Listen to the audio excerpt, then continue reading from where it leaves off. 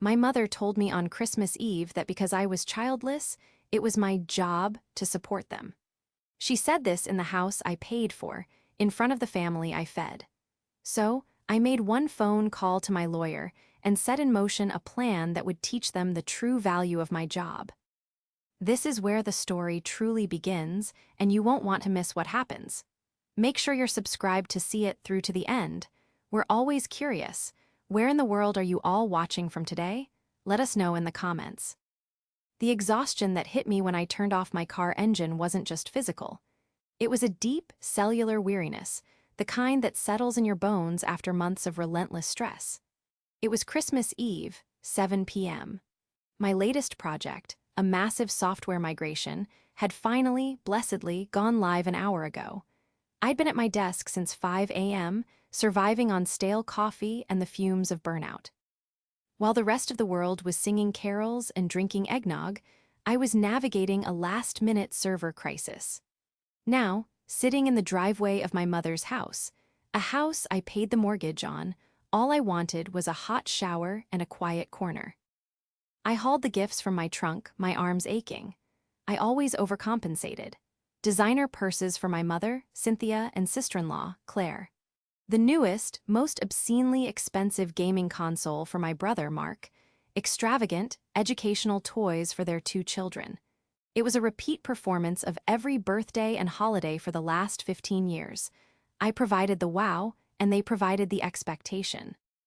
I let myself in, dragging the bags. The smell of roasted turkey and pine hit me, but it didn't feel welcoming.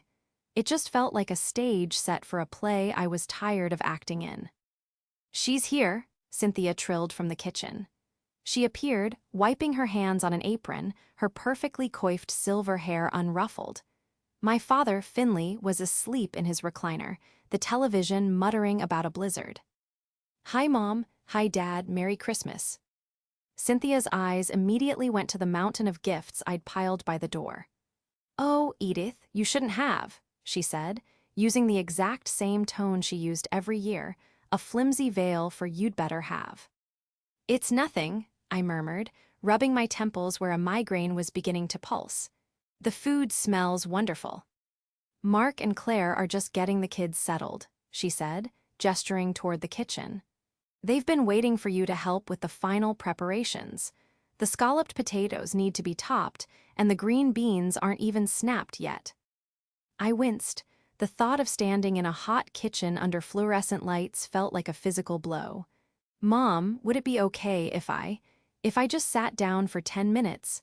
The project at work was a nightmare. I haven't really slept since Tuesday. I just need a moment." Cynthia's smile didn't just fade, it curdled. She crossed her arms, and the warmth evaporated from the room, replaced by the familiar, icy disappointment she was so skilled at wielding.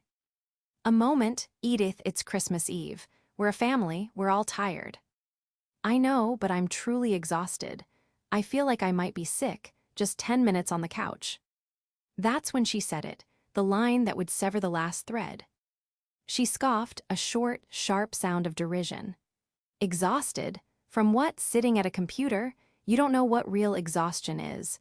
You don't have a husband to look after or children to raise. You have nothing but time." I stared at her, my blood running cold. Behind her, Mark had emerged from the hallway. He was 39, perpetually between projects, and heard every word. He just leaned against the doorframe, arms crossed, a little smirk on his face. He was waiting for me to fold, just like I always did. Cynthia wasn't finished. "It's your job to help us," she declared, her voice rising with self-righteousness. "You're the one with the big career. We all have to do our part. Your part is just a little different." My part, my job. To be the family ATM, the beast of burden. The designated helper because my life, being single and child-free, was considered empty space, a resource to be colonized. I looked from my mother's hard, entitled face to my brother's lazy smirk. I looked at my father, blissfully snoring in the chair I'd bought him. I looked at the gifts I'd nearly bankrupted my sleep schedule to purchase. And then I looked at the front door. A strange, sharp clarity cut through my fatigue. It was like a light switch flicking on in a dark, cluttered room. I saw the clutter. I saw the exit. I didn't say a word. I didn't yell or cry. I simply dropped my purse strap from my shoulder. I let it thud onto the floor next to the pile of gifts. "Edith," Cynthia asked, her tone shifting from commanding to confused. "What are you doing? Stop being so dramatic." I turned my back on her on all of them. I grabbed the handle of the front door, opened it, and walked out. Into the cold, silent night. As I pulled my car keys from my pocket, I heard the door open behind me. "Edith, where are you going? Get back here, you're ruining Christmas." I got in my car, started the engine, and backed out of the driveway, the crunch of the snow under my tires the only sound I made. The betrayal was so profound, so absolute, it was almost clarifying. The 20-minute drive to my own quiet, empty apartment felt like an eternity. My hands were shaking so hard on the steering wheel that I had to grip it with white-knuckled force. The shock was wearing off, replaced by a seismic, rolling wave of grief and rage. It wasn't just the words. It was the absolute, unvarnished truth behind them. It was the casual, brutal dismissal of my entire life, my sacrifices, my 70-hour work weeks. My job wasn't my career. It was to serve them. When I walked into my apartment, the silence was a relief. I dropped my keys, shed my coat, and collapsed onto my sofa. I didn't turn on the lights. I just sat in the dark, watching the snow fall outside my window, the blinking Christmas lights on my neighbor's balcony mocking me. My phone, which I'd put on silent during the project launch, was dark, but I knew it wouldn't stay that way. As if on cue, it lit up. The caller ID was Mom. I stared at it. It buzzed 3 times, stopped, and then immediately lit up again. "Mom," then again, "Mom." After the 4th missed call, a text message appeared. "Where are you? Your father is upset. You have made a terrible scene." I laughed, a dry, bitter sound. My father, who was asleep. I had made a scene by leaving. Another text, this time from Mark. "Way to go, Edith. Mom is in tears. You really ruined Christmas. What is wrong with you? Just come back and apologize so we can eat." Apologize? The audacity of it was breathtaking. I felt the migraine slam into my skull, a spike of pain right behind my eyes. I was the one who was supposed to apologize. My phone rang again. This time I picked it up. I don't know why. Maybe I needed to hear it one more time. "What is wrong with you?" Cynthia shrieked. "No, hello. No, are you okay?" "I'm tired, Mom," I said, my voice dangerously calm. "I told you I was tired." "You're selfish, Edith, that's what you are, after everything we do for you." "Everything you do for me?" I cut her off, and the ice in my own voice surprised me. "What exactly is that? Do you mean the way you've let me pay your mortgage for 15 years? Or the way you let me fund Mark's business that never makes a single dollar? Or how I pay for Claire's car lease and the kids' private school? What is it that you do for me, Mom?" There was a sudden, sharp silence on the other end. I had never, not once, spoken of it. It was the family's secret, the foundation of our entire relationship. Edith pays, we pretend she doesn't. "How dare you?" she finally whispered, her voice vibrating with genuine, theatrical offense. "We are your family. This is what family does." "No, Mom," I said, standing up and walking to my window. "This is what I do. You just take." You ungrateful." She was sputtering, searching for a word big enough to wound me. "You'll be back. You'll be back tomorrow with your tail between your legs, begging for forgiveness when you realize you have no one else." She hung up.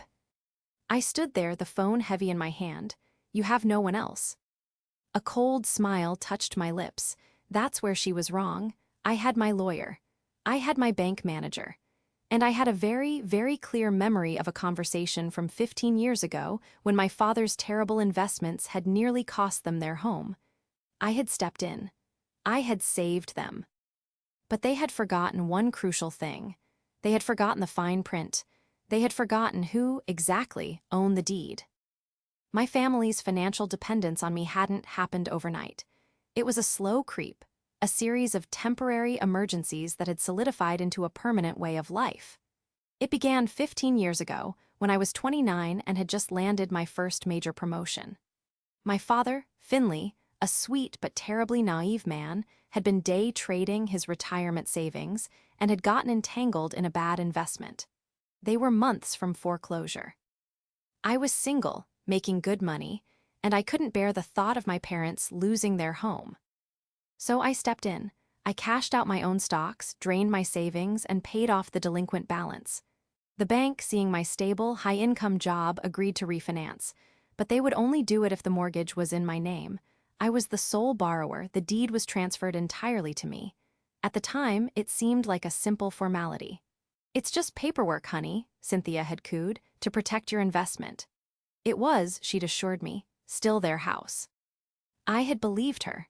I had also believed her a few years later when my brother, Mark, graduated with a graphic design degree and boundless confidence.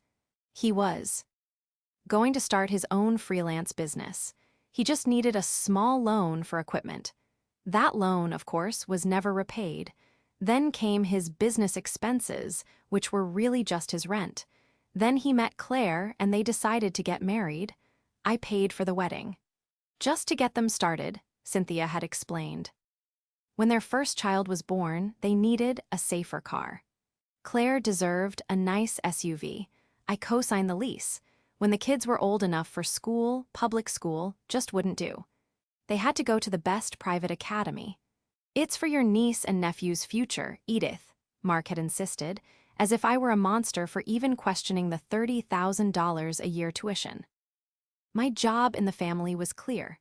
I was the provider. Cynthia, my mother, was the architect of this dynamic. She was a woman who had always valued appearances above all else. She loved playing the role of the generous matriarch, hosting elaborate Christmases and bragging to her friends about her successful son and her wonderful grandchildren. She never mentioned that I funded her entire lifestyle. She had retired early, as soon as I'd taken over the mortgage, claiming stress. My father, Finley, simply went along. He was a passive, quiet man who was content to let Cynthia manage the family, and by extension, my bank account. He just wanted to watch his television and have a nice dinner. Mark was the golden child, the boy who could do no wrong. He was creative and sensitive. My success, in their eyes, wasn't a product of my intelligence or my brutal work ethic. It was just a happy accident, a stroke of luck that I was good with computers. I was the practical, unglamorous but necessary utility. Mark was the art. Their image of me was so fixed, their entitlement so entrenched, that they never once considered the source of the money. They saw me as a machine that had just broken down. They genuinely believed I would be back, as my mother had shrieked. They couldn't conceive of a reality where I wouldn't. They had forgotten that the machine had an off switch. And they'd forgotten that I was the only one with her finger on it. I did not call them on Christmas Day. I turned off my phone, made myself a pot of tea, and slept for 14 hours. When I woke up, it was dark outside again.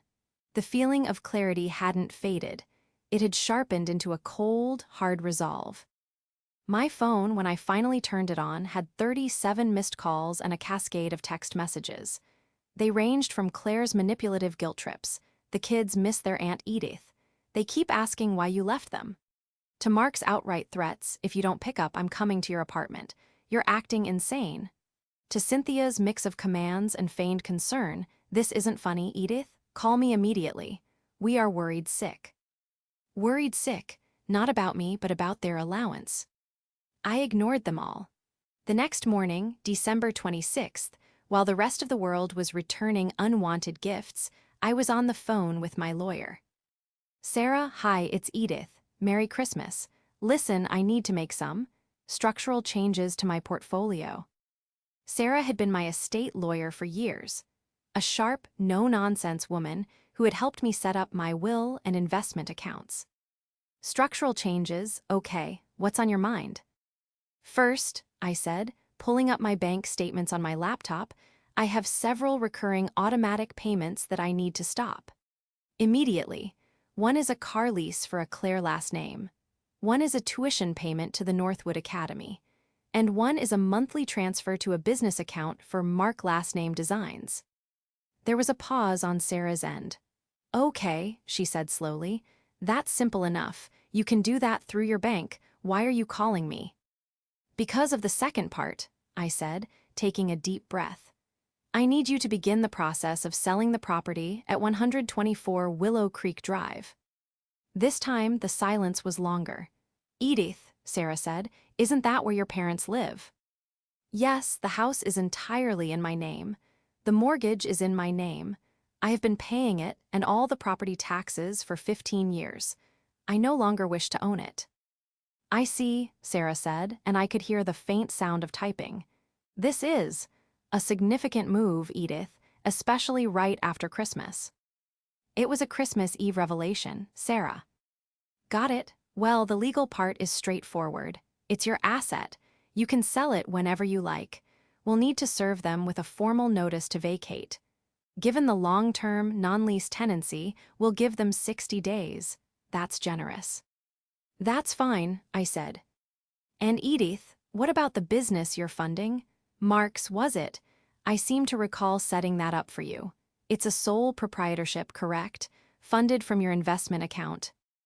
Yes, I said. And you are the sole proprietor, she stated. It wasn't a question. Yes, I am. So when you stop the payments, you're not just cutting him off. You're effectively dissolving his business. All the business assets, the computers, the car leased under that account, are legally your assets. A cold thrill went through me. I hadn't even considered that. Mark's entire professional identity was, legally, me. Good to know, I said. Let's start with the notice to vacate. Send it via certified mail, and I'll handle the bank. After I hung up with Sarah, I opened my laptop and logged into my bank. My fingers hovered over the mouse. This was the moment. 15 years of resentment, of being taken for granted, of being the invisible engine running their lives. I clicked, stop automatic payment. Confirmed, I clicked again. Transfer funds. I emptied the business account for Mark Designs, transferring the $8,000 balance back to my own savings. I clicked a third time. Stop automatic payment. Tuition, confirmed, and the fourth, the car lease, confirmed. Then I called my bank's private client manager. Hi, David. I need to close the credit card for my authorized user, Cynthia last name. Yes, effective immediately. The trap wasn't just the house. The trap was the entire financial ecosystem I had built and which they had mistaken for the natural world. I had just introduced an extinction-level event. The first explosion happened 48 hours later. I was at my desk, deep in the project's post.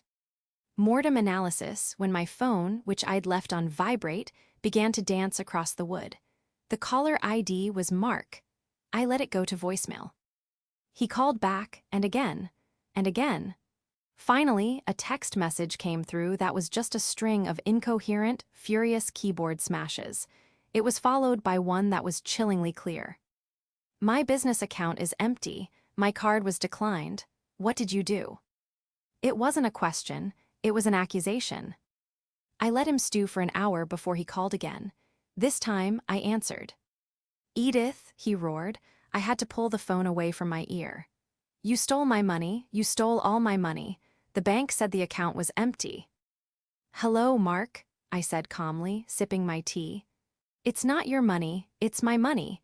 It's an account I own for a business I am the sole proprietor of. I decided to reallocate my funds. You, of all people, should understand a simple business decision. He was sputtering, a noise of pure infantile rage. But, my clients, my bills, my car payment. Ah, about that. The car isn't yours either, Mark. It's a business asset. And since I'm dissolving the business, I'll be in touch about recovering it. I'd advise you not to drive it. What? You're recovering my car? You can't do that. I can, and I am, but that's not why you called. You called because your card was declined. A hard lesson in budgeting, I suppose. You should try it sometime. I could hear him breathing, thick and heavy with panic. Mom was right. You're evil. You're trying to ruin me. Why are you doing this? Your mother made the terms perfectly clear on Christmas Eve, Mark. I'm just finally accepting my job. My job is to be the childless, husbandless woman with nothing but time. And I've decided my time is better spent managing my own assets, not yours. I'm coming to your apartment. I wouldn't, I said, my voice as cold as the snow outside. The locks have been changed, and the concierge has your photo. You're not permitted on the property. I hung up. The silence that followed was delicious, but I knew it was just the appetizer. The main course would be Cynthia. It came the next day, a Saturday. The certified letter from Sarah had arrived. This time, the call was from a blocked number. I answered. It was Cynthia, and she was weeping.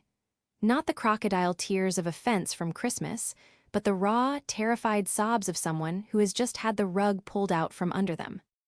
Edith, honey, there's been a mistake. What's that, Mom? We got a letter from a lawyer. Her voice cracked. It's an eviction notice. It says we have to leave our home. It says we have 60 days. Edith, you have to call them. You have to fix this. It's a horrible, horrible mistake. It's not a mistake, Mom, I said, standing and walking to my window. What do you mean? This is our house. Finley and I have lived here for 30 years. And for the last 15, I have paid for it. The deed is in my name. The mortgage is in my name. The property tax bills, which you forgot to pay and which almost cost you the house, are paid by me. It is my house, and I have decided to sell it. Sell it, she shrieked, the tears vanishing, replaced by the familiar, venomous anger. Sell our home, you monster, you can't, your father. Your father is distraught. I heard Finley's voice in the background, thin and reedy. What's going on, Cynthia? Is that Edith? Tell her I said hello. He had no idea. He's distraught, Mom. Or are you? You just realized that your credit card was declined at the grocery store, didn't you? And Mark called you, hysterical about his car. It's all falling apart, isn't it? She was quiet. I had her. You are nothing, she finally hissed, her voice low and dangerous. You are a cold, empty woman, and you will die alone. We are the only family you have, and you are destroying us. You destroyed this, Mom. You just didn't realize it until the money stopped. You have 60 days to find a new place to live. I'd suggest Mark and Claire's apartment, but given that I'm also stopping the tuition payments for the kids, I imagine they'll be downsizing soon, too. I hung up the phone. The shockwave was complete. The fallout was just beginning. The next 2 weeks were a siege. My family, realizing their individual attacks were failing, regrouped. The 37 missed calls a day strategy was replaced by something more insidious, a coordinated guilt and smear campaign. They started with Claire. She sent me a long, rambling email, complete with photos of my niece and nephew. Edith, I know you are angry, but please think of the children. They are innocent in all this. Mark is a wreck. He can't sleep. He feels like his life is over. And now, Northwood Academy called. They said the spring semester tuition was recalled. Edith, we can't pull them out of school. It will traumatize them. How can you be so cruel as to punish 2 little children just because you had a fight with your mother? I forwarded the email to Sarah, my lawyer, with a single note. For the record. Then came the extended family. My Aunt Millie, Cynthia's sister, called me. Edith, dear, she began, her voice dripping with false sympathy.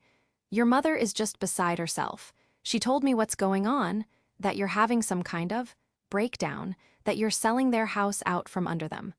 Honey, we all say things we don't mean at Christmas. Aunt Millie, I interrupted, my voice polite but firm. Did Mom also tell you that I have been paying her mortgage for 15 years? Did she tell you I've paid for every car, vacation, and designer purse she's owned since 2010? Did she tell you that she believes it's my job to do so because I'm single? Aunt Millie sputtered. Well, she said you were helping, as family does. I'm done helping, Aunt Millie. Thank you for your concern. I hung up. But they weren't done. The real escalation came from Mark. If he couldn't use his business, and he couldn't use his wife's guilt, he would try to use the law, or at least his idiotic interpretation of it. I received a second certified letter. This one wasn't from Sarah. It was a cease and desist from a cheap local lawyer alleging unlawful seizure of business assets and emotional distress. Mark was threatening to sue me for his company. I called Sarah immediately, laughing. "You're not going to believe this." "Oh, I believe it," she said grimly. "I just ran the full background check you asked for. The business was just the start. Your brother, Mark, has a string of debts you don't even know about. He has 2 outstanding personal loans and he's defaulted on, get this, a high-interest loan for a speedboat. A speedboat, Edith." I was stunned. A boat? Where did he get the money for? Oh, wait. He told me that was a new client retainer he needed me to advance him. "He's been using your money to finance a lifestyle even you weren't aware of," Sarah said. "And your parents knew. The boat loan cosigner was your father, Finley. They've all been lying to you. For years." The last flicker of doubt, the tiny, lingering ember of "Am I the monster?" was extinguished. They weren't just entitled, they were conspirators in a long-term, calculated fraud against me. Sarah said, "This cease and desist is garbage. It's an intimidation tactic. We will respond with a full accounting of the Mark Design's sole proprietorship, showing all funds originated from you and all assets belong to you. We will also include a copy of the deed to your parents' house. And I think it's time we mention the boat. We will send a copy of this response not just to his lawyer, but to your parents as well." The second confrontation was not a phone call. It was a full-scale ambush. A week later, on a Sunday, my concierge buzzed. "Ms. Edith, your family is here." They are, rather insistent. "I am not available," I said. "They refuse to leave the lobby, ma'am. They are causing a disturbance." I sighed. "Fine, let them up, but please send security up with them." 2 minutes later, there was a furious pounding on my door.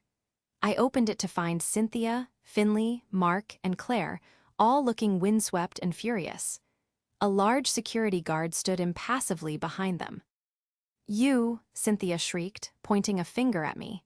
"You're not just kicking us out, you're trying to send your brother to jail, a boat. You're telling his lawyer about a boat." "I'm not telling him anything," I said, leaning against my doorframe. "Sarah is simply responding to his legal threat with a statement of fact. Mark, you threatened to sue me. Did you think I wouldn't respond?" Mark, for the first time, looked terrified. The lazy smirk was gone, replaced by the pale, clammy look of a cornered rat. That was just to get you to talk." "Well, you have my attention," I said. "And you have Sarah's. And now, you have the attention of your other creditors, who will be very interested to know that your primary source of income has dried up." "Edith, please," my father, Finley, finally spoke.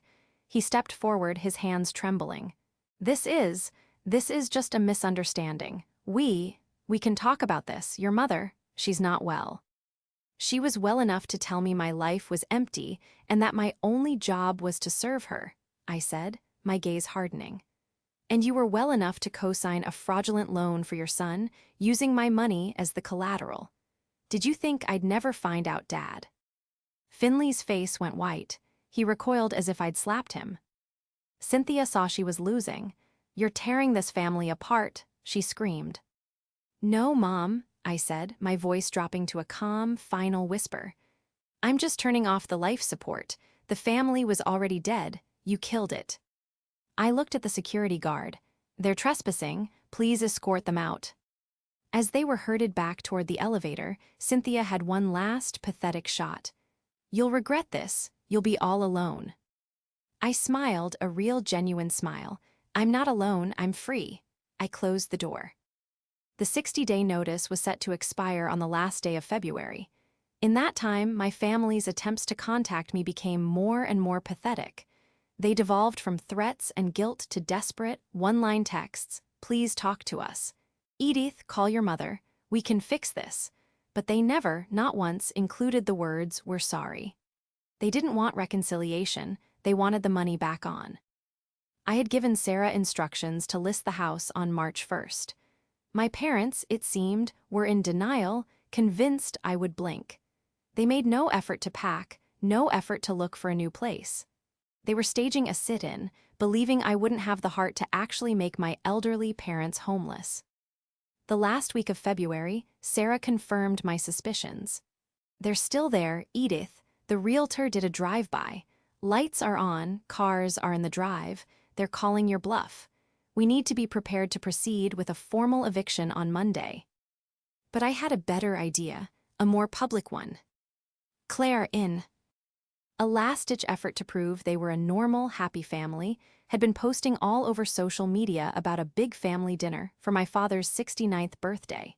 It was scheduled for Saturday, March 2nd, at their house, my house. The invitation I received via text, full of smiley face emojis, was transparently a trap. A final attempt to get me in that house, where the combined emotional weight of the family could be brought to bear on me. "Sarah," I said on the phone, "are you free on Saturday evening, and can you bring the realtor?" Saturday night, I didn't arrive with a gift. I arrived in a separate car from Sarah and Mr. Henderson, the realtor, a tall, imposing man in a sharp suit. I had asked them to park down the street and wait for my text.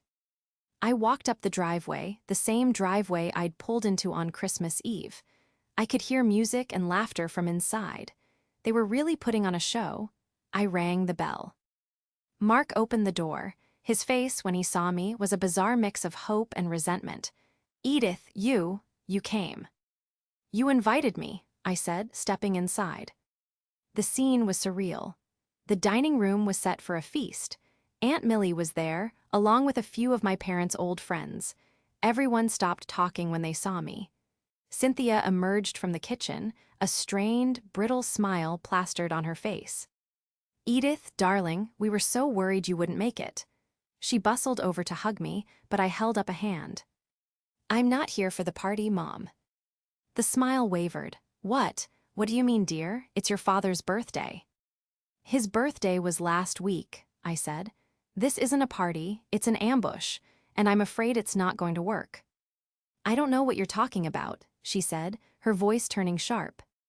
"You've all had 60 days to vacate my property. That notice expired yesterday. Instead of packing, you decided to throw a dinner party. Did you really think I was bluffing?" The color drained from Cynthia's face. The other guests looked around, confused. Our house," Finley stammered, standing up from the table. "My house," I corrected him gently, "and it's time to go." "You wouldn't," Cynthia shrieked, dropping the hostess pretense. "You wouldn't throw your own parents out in front of their friends." "You were happy to humiliate me in front of my family," I said. "Now, please, get your coats." "This is insane," Mark stepped forward. "You're insane, you can't do this, we haven't found a place." "That sounds like a you problem, Mark, not a me problem." I took out my phone and sent a text. "We're ready." A moment later, the doorbell rang again. Cynthia, distracted, snapped, "Mark, get the door."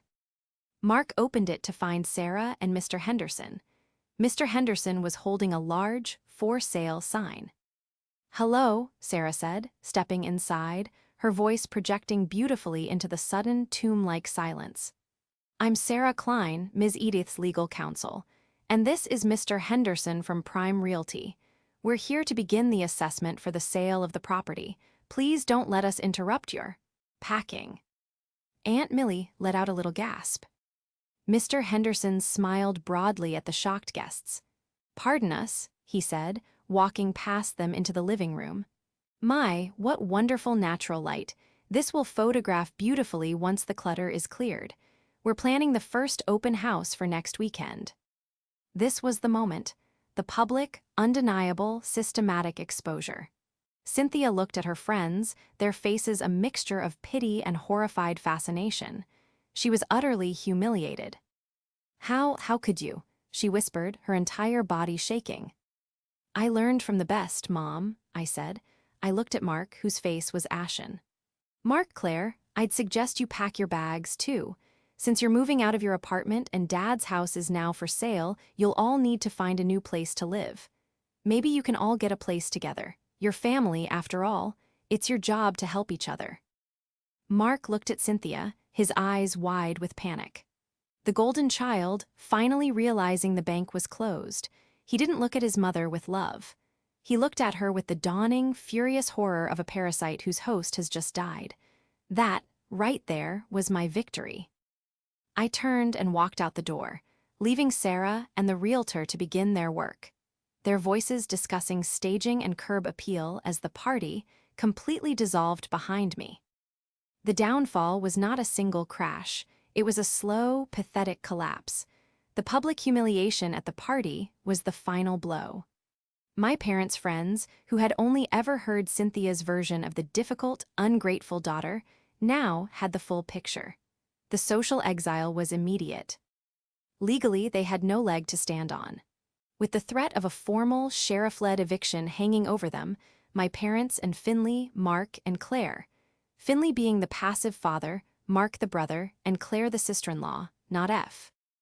Inley as the father, which was a previous misunderstanding, finally vacated the house. They took only what they could fit into a U-Haul, leaving behind 15 years of furniture and junk I'd paid for. I had it all professionally cleared and donated. The house, in a hot market, sold in 4 days for 20% over asking price. The check, when it cleared, was the most satisfying I had ever received. Mark's life unraveled just as quickly. Without my funding, his business vanished. His car was repossessed. The lawsuit he'd threatened was dropped when Sarah sent the blistering reply, which included the promissory notes for the boat loan. He and Claire were forced to pull their children from private school. Claire, facing the reality of a budget for the first time in her adult life, got a job as a cashier at a grocery store. Mark, I heard through the grapevine, was doing delivery driving. Cynthia and Finley were the most tragic. They had no savings. Their combined social security wasn't enough to rent a decent apartment. They ended up moving into a small, cramped 2-bedroom unit with Mark, Claire, and their 2 children. The golden child was now their landlord, and by all accounts, he was a resentful and bitter one. Cynthia, who had once bragged about her son's creativity, was now a full-time, unpaid nanny, trapped in a tiny apartment with the consequences of her own making. I used the proceeds from the sale of the house to do something I hadn't done in my entire adult life. I took a vacation, a real one. I bought a first-class ticket to Italy and spent 3 months there. I saw Florence. I learned to make pasta in Tuscany. I walked through the ruins of Rome. I turned my phone off for weeks at a time. When I came back, I was a different person. The exhaustion was gone, replaced by a calm, quiet sense of peace. I had one final piece of business. I had Sarah set up a trust. I put a significant portion of my money into it with strict instructions. It was to be used for my niece and nephew, and only them. It would pay for their state college tuition and basic living expenses, but the funds were to be managed by a third-party trustee. My family would never see a dime of it. It was my one, final act, protecting the children from the cycle their parents had created. I never spoke to Cynthia, Finley, or Mark again. There were no apologies, no late-night calls. There was only silence. I had cut out the rot, and in its place, something new had a chance to grow. I had my career, I had my friends, and I had, for the first time, my own life. And it was more than enough.